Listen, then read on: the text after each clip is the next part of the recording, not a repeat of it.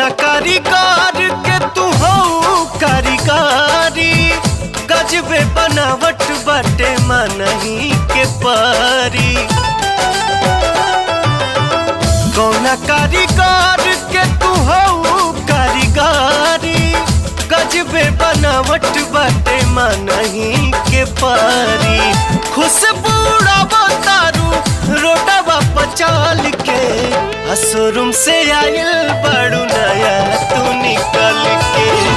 Showroom से आइल बड़ू नया तू निकल के। नया